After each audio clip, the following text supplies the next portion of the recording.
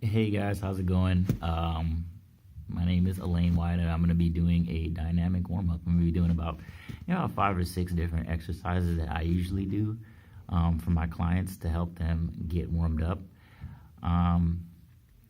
The ones that I usually do, I usually try to keep them standing. It depends on the client. If the client is a more sedentary client, then I try to take them through a dynamic warm-up that helps increase their hip flexors so that their range of motion is increased while they're doing squats. They get more power out of the motions that they're doing. That's pretty much it. So I'm gonna go through just a few of the ones that I usually do. Okay, all right, so I'm gonna first start with a very simple one. It's a prisoner squat. So essentially what you're doing is you're placing your hands on your head and you're squatting down as if you're about to sit down. So the first one, you're placing your hands on your head and you're squatting down and coming back up.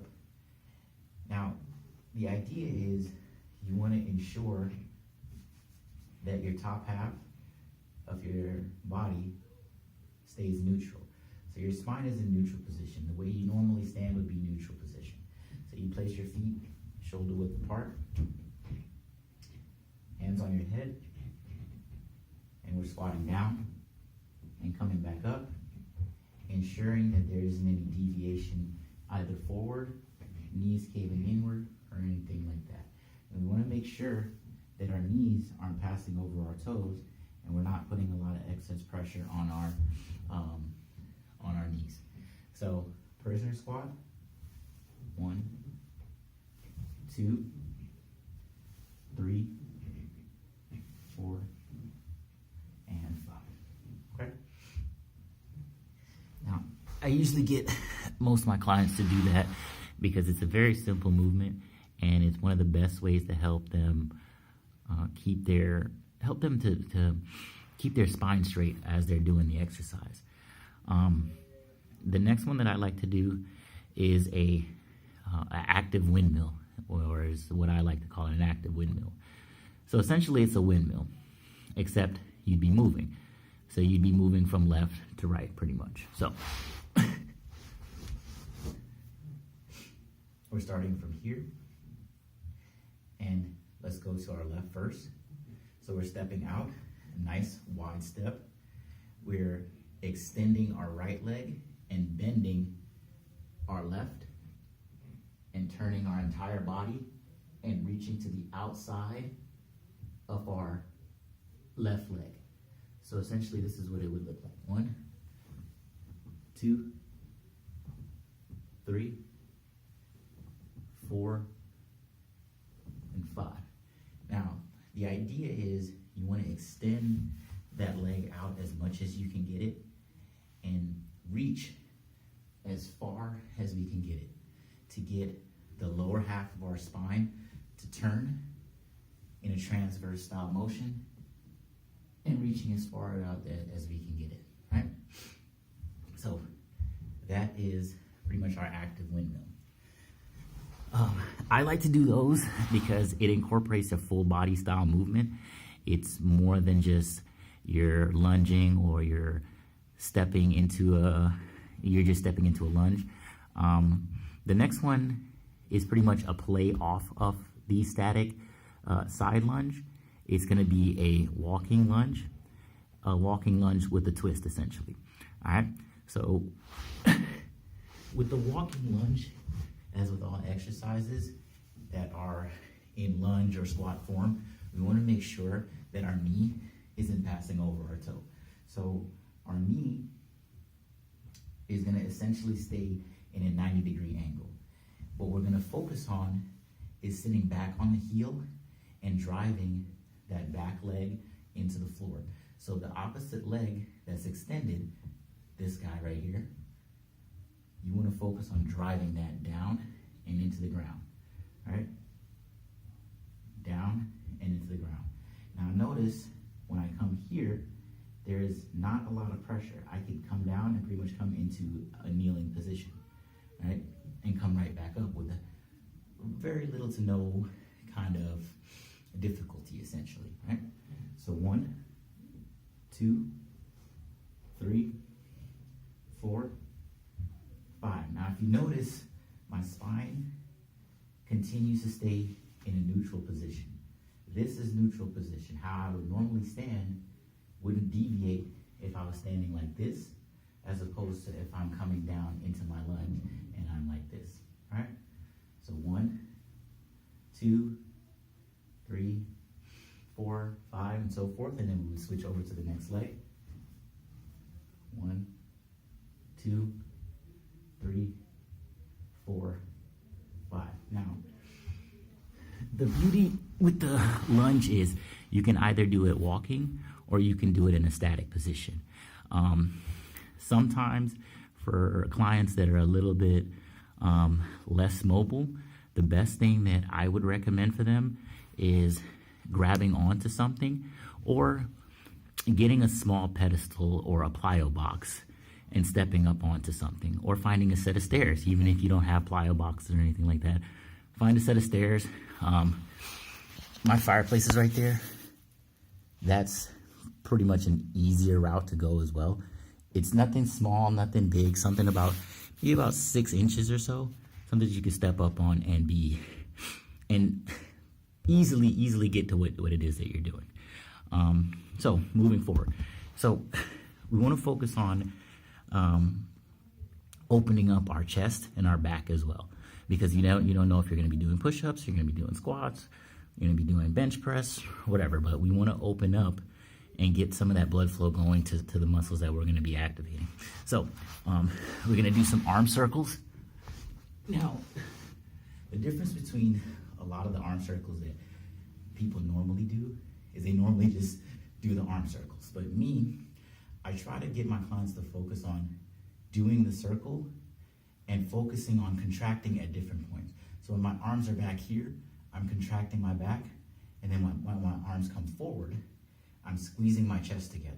So this is the forward motion, and then the backward motion, I'm focusing on squeezing my back together, right? So the forward motion, I'm squeezing my chest.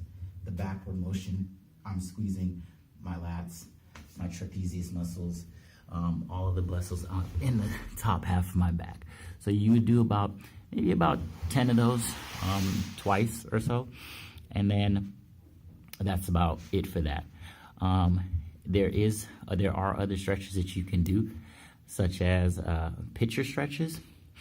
I wouldn't recommend doing any pitcher stretches because what happens is you don't want to loosen your muscle too much, because a loosened, unactivated muscle is going to be prone to injury.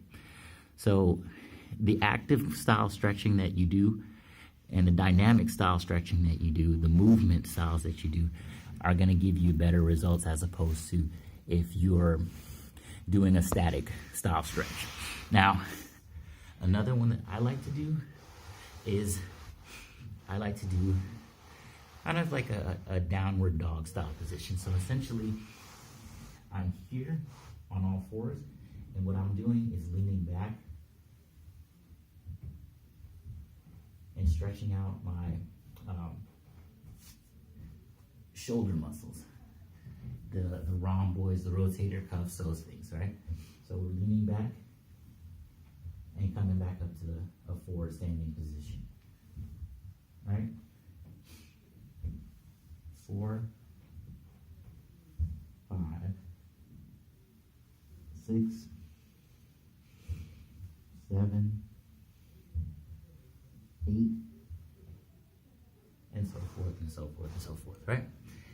Now, I wish I had my dumbbell, but another one that I like to do as far as the rotator cuffs and the shoulders and the pectoral muscles is the open door, closed door.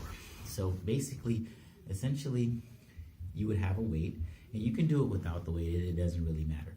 But you would have the weight, and you would rotate your arm inward. This is an inward rotation. This is an external rotation, right? Internal rotate, external rotation, right?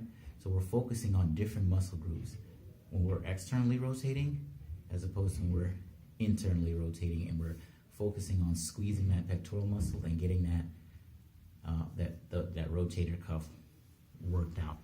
I bruised my rotator cuff a little while back, and I had to go through physical therapy for a little while. So I'm pretty good on those. Another thing that I like to do is light shoulder presses as well. So I will do 1, 2, 3. You can do them with both arms as well. 4, 5, 6, 7, 8, all the way to 10. And then a downward rotation. 9, 8, 7, 6, 5, pretty much to 1. Now, it's the same way that it works with an external rotation. Now we're externally rotating back, back. Now this works really good with a resistance band or a weight. Either way it goes, it's up to you, whichever one that you'd like to use. I would say go for a weight. Go for a very low weight, maybe a 2-pound dumbbell, or if you're a bigger guy, a 5 or a 10-pound dumbbell, something like that. Nothing crazy. All these warm-ups, they don't need to be anything intense to where you're out of breath or you're, but a dynamic warm-up should essentially just get you ready for whatever exercise that you're about to do. Get the blood flowing, get the muscles loosened up a little bit and activated at the same time. That's what a dynamic stretch is. It is a loosening and activation at the same time, right? So you're stretching out, but at the same time, you're actively working that muscle so that the muscle doesn't